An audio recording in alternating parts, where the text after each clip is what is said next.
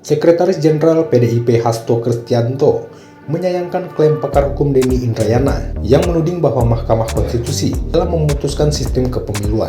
Hasto saat ditemui usai melakukan pertemuan dengan elit Partai Persatuan Pembangunan di kawasan Menteng, Jakarta Senin kemarin, menegaskan pernyataan Denny tersebut hanya ciptakan spekulasi politik tanpa menyebut sumber yang jelas. Hasto meminta agar Denny Indrayana harus bertanggung jawab menyebut siapa sumber yang dikatakan kredibel.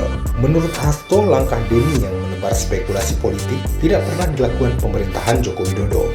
Politik kita mengikuti aturan main. Kami sangat menyesalkan pernyataan bahwa Denny Indrayana yang tanpa menyebut sumber yang jelas kemudian telah menciptakan suatu spekulasi politik, bahkan menuduh terjadinya suatu skenario politik tertentu yang sama sekali itu tidak pernah dilakukan oleh pemerintahan Presiden Jokowi.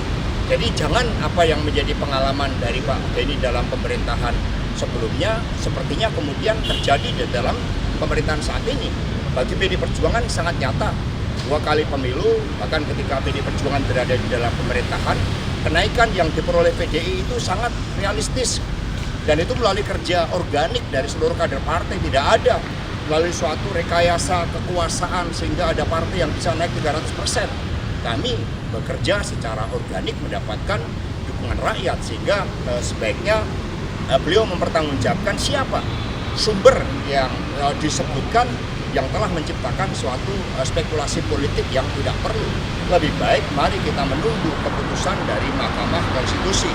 PD Perjuangan selalu siap, baik pemilu legislatif dengan daftar terbuka maupun tertutup, meskipun PD Perjuangan berdasarkan aspek-aspek strategis dan juga untuk mendorong pelembagaan partai politik, kami mendorong proporsional tertutup, tetapi kami juga siap apapun yang diputuskan oleh Mahkamah Konstitusi.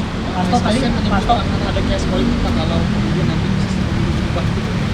Case politik itu ketika dalam era kontestasi pemilu yang sangat ketat, ada yang menyalahgunakan kekuasaan, ada yang curiga berlebihan terjadi kecurangan sebelum pemilu dilaksanakan. Padahal kami menjadi bagian dari pilar demokrasi yang dari rakyat, oleh rakyat, untuk rakyat.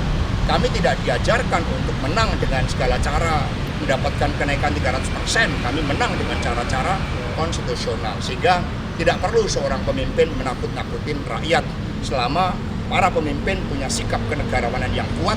Dan Presiden Jokowi, Kiai Haji Ma'ruf Amin, Ibu Megawati Soekarno Putri, semuanya mendorong dengan sikap kenegarawanan untuk menghasilkan pemilu yang seadil-adilnya, sejujur-jujurnya, dan menempatkan rakyat sebagai pemegang kedaulatan yang tertinggi.